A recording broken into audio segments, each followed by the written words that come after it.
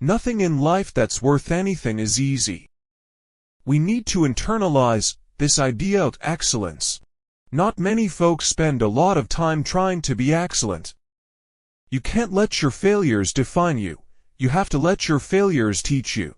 You have to let them show you what to do differently the next time.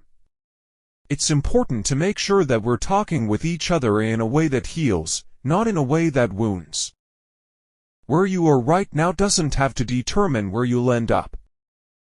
Issues are never simple. One thing I'm proud of is that very rarely will you hear me simplify the issues. What we have already achieved gives us hope for what we can and must achieve tomorrow.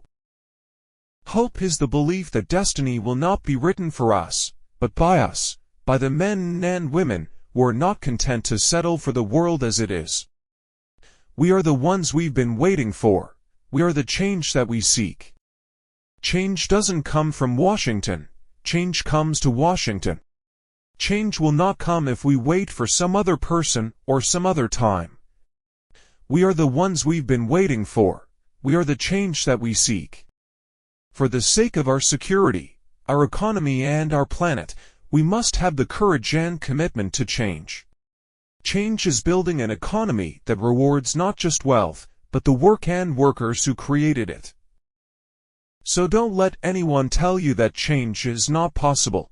Don't let them tell you that standing out and speaking up about injustice is too risky. What's too risky is keeping quiet. What's too risky is looking the other way. Change won't come from the top. Change will come from mobilized grassroots. We proved that we are still a people capable of doing big things and tackling our biggest challenges. The value of social movements and activism is to get you at the table, get you in the room, and then to start trying to figure out how is this problem going to be solved. Either you seize what may turn out to be the only chance you have, or you decide you're willing to live with the knowledge that the chance has passed you by. Take off your bedroom slippers, put on your marching shoes. Shake it off. Stop complaining. Stop grumbling. Stop crying. We are going to press on. We have work to do. We see the future not as something out of our control, but as something we can shape for the better through concerted and collective effort. At the moment that we persuade a child, any child, to cross that threshold, that magic threshold into a library, we change their lives forever, for the better. In a global economy where the most valuable skill you can sell is your knowledge, a good education is no longer just a pathway to opportunity, it is a prerequisite. You need to set a general direction, and then hopefully unify that team around that general direction.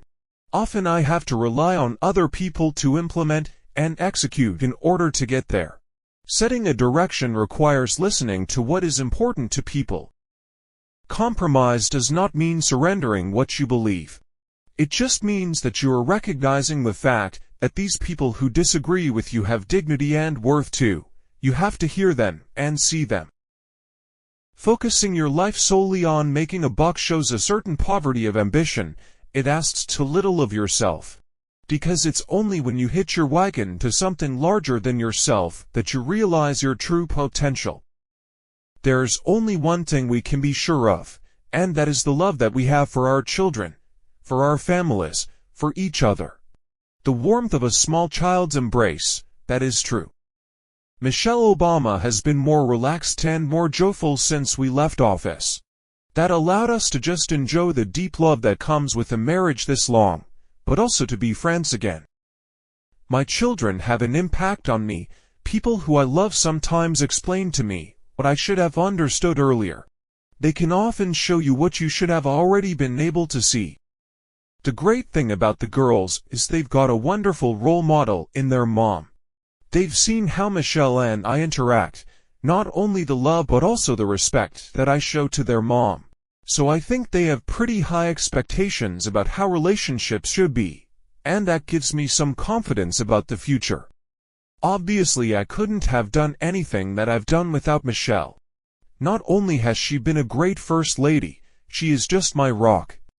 I count on her in so many ways every single day.